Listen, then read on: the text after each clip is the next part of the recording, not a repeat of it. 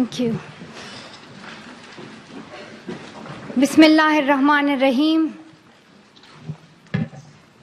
In the name of God, the most beneficent, the most merciful.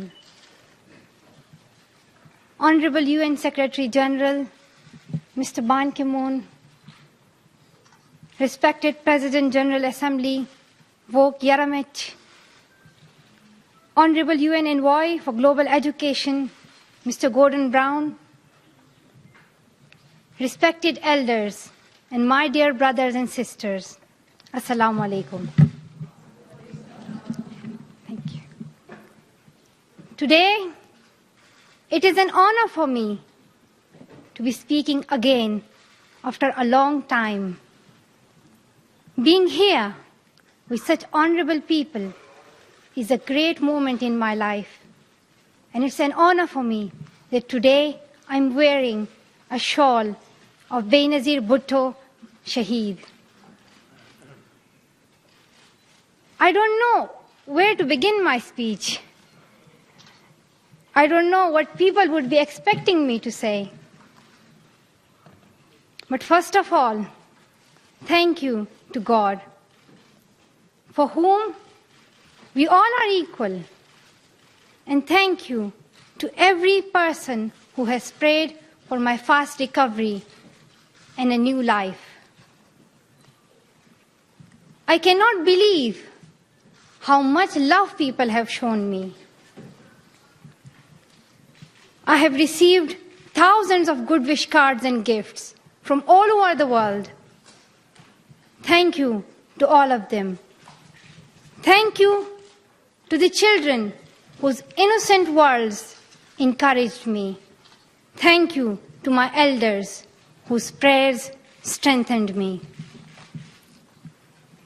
I would like to thank my nurses, doctors, and the staff of the hospitals in Pakistan, in the UK, in the UAE government, who have helped me to get better and recover my strength.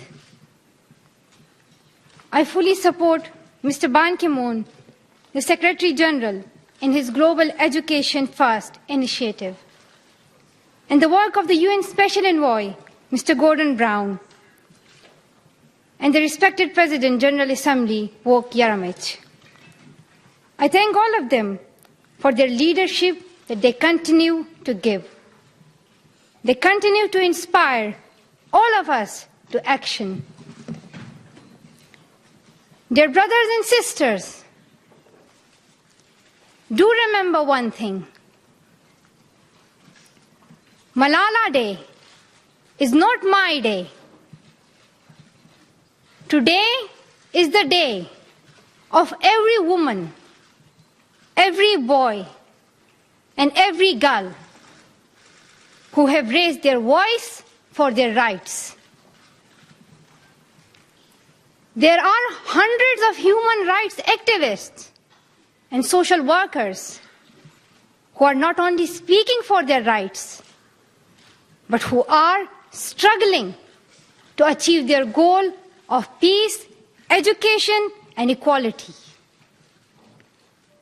Thousands of people have been killed by the terrorists, and millions have been injured. I'm just one of them. So here I stand.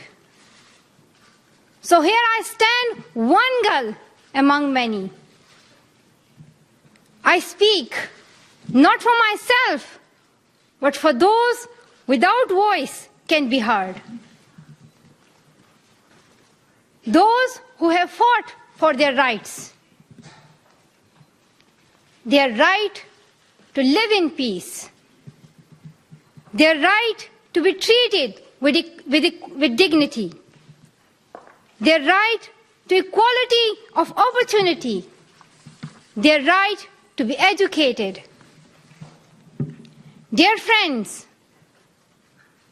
on the 9th of October 2012, the Taliban shot me on the left side of my forehead.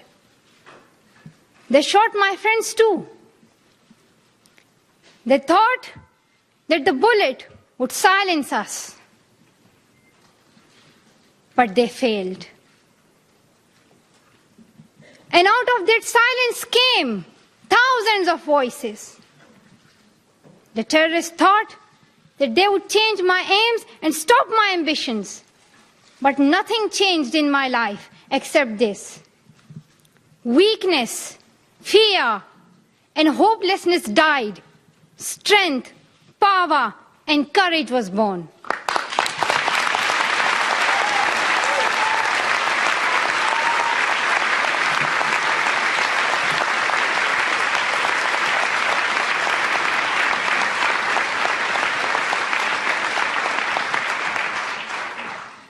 I am the same Malala. My ambitions are the same. My hopes are the same. And my dreams are the same. Dear sisters and brothers, I'm not against anyone. Neither am I here to speak in terms of personal revenge against the Taliban or any other terrorist group. I'm here to speak up for the right of education of every child.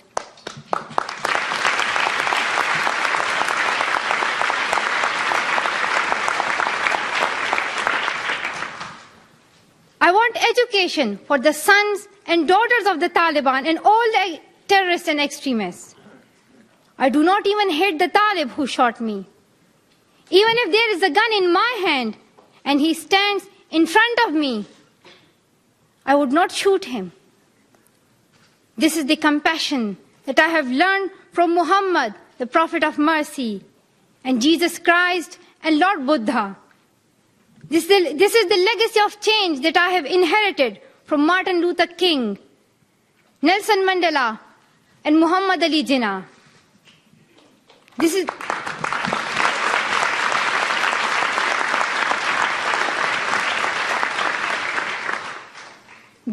the philosophy of non-violence that I have learned from Gandhiji, Bacha Khan, and Mother Teresa. And this is the forgiveness that I have learned from my father and from my mother. And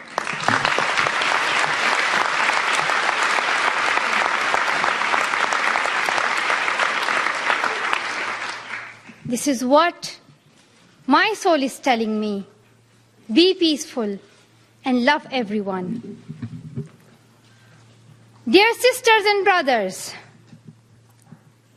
we realize the importance of light when we see darkness.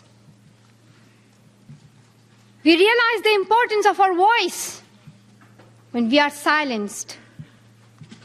In the same way, when we were in Swat, the north of Pakistan, we realized the importance of pens and books when we saw the guns.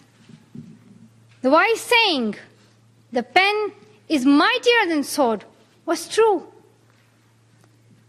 The extremists were and they are afraid of books and pens. The power of education frightens them. They are afraid of women. The power of the voice of women frightens them. And that is why they killed 14 innocent students in the recent attack in Quetta. And that is why they killed female teachers and polio workers in Khyber Pakhtunkhwa. That is why they are blasting schools every day. Because they were and they are afraid of change, afraid of equality that we will bring into our society. And I remember that there was a boy in our school who was asked by a journalist, "Why are the Taliban against education?" He answered very simply by pointing to his book. He said, "A Talib doesn't know what is written inside this book." They think that God is a tiny little conservative being who would send girls to the hell just because of going to school. The terrorists are misusing the name of Islam and Pashtun society for their own personal benefits.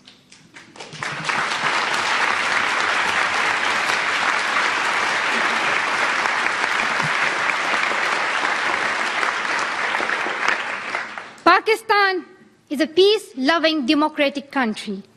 Pashtuns want education for their daughters and sons. And Islam is a religion of peace, humanity, and brotherhood. Islam says it's not only each child's right to get education, rather it's their duty and responsibility. Honorable Secretary General, peace is necessary for education. In many parts of the world, especially Pakistan and Afghanistan, terrorism, wars, and conflicts stop children to go to their schools. We are really tired of these wars. Women and children are suffering in many ways in many parts of the world.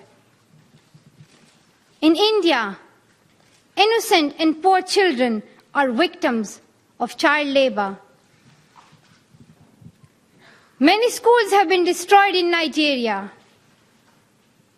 People in Afghanistan have been affected by the hurdles of extremism for decades. Young girls have to do domestic child labor and are forced to get married at early age. Poverty, ignorance, injustice, racism, and the deprivation of basic rights are the main problem faced by both men and women. Dear fellows, today I'm focusing on women's rights and girls' education because they're suffering the most. There was a time when women social activists asked men to stand up for their rights, but this time we will do it by ourselves.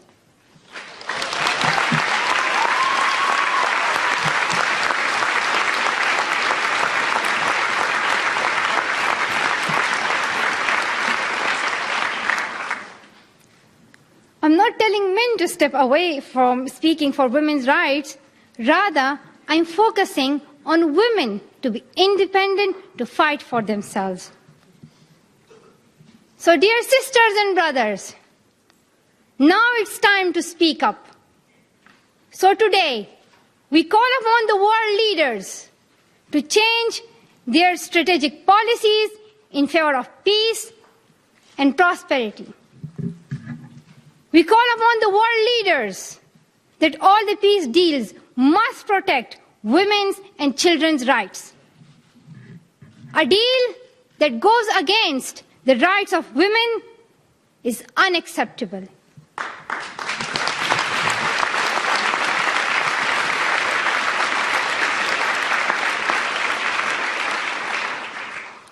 We call upon all governments to ensure free compulsory education all over the world for every child.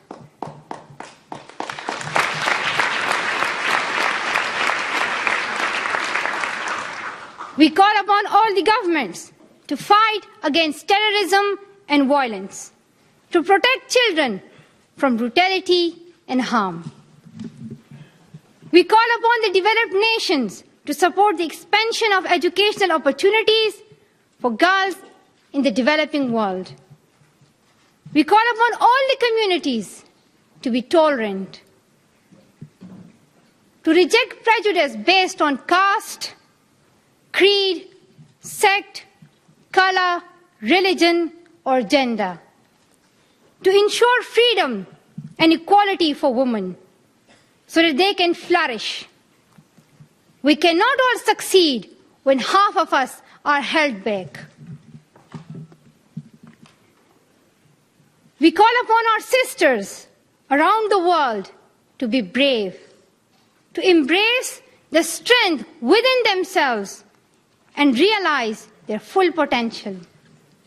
Dear brothers and sisters, we want schools and education for every child's bright future. We will continue our journey to our destination of peace and education. No one can stop us. We will speak up for our rights, and we will bring change through our voice. We believe in the power and the strength of our words. Our words can change the whole world because we are all together, united for the cause of education. And if we want to achieve our goal, then let us empower ourselves with the weapon of knowledge. And let us shield ourselves with unity and togetherness.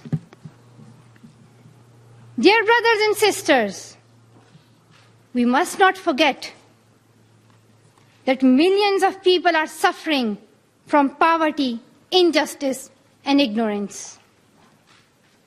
We must not forget that millions of children are out of their schools. We must not forget that our sisters and brothers are waiting for a bright, peaceful future. So let us wage a global struggle against illiteracy, poverty, and terrorism. Let us pick up our books and our pens. They are our most powerful weapons. One child, one teacher, one book, and one pen can change the world. Education is the only solution. Education first. Thank you.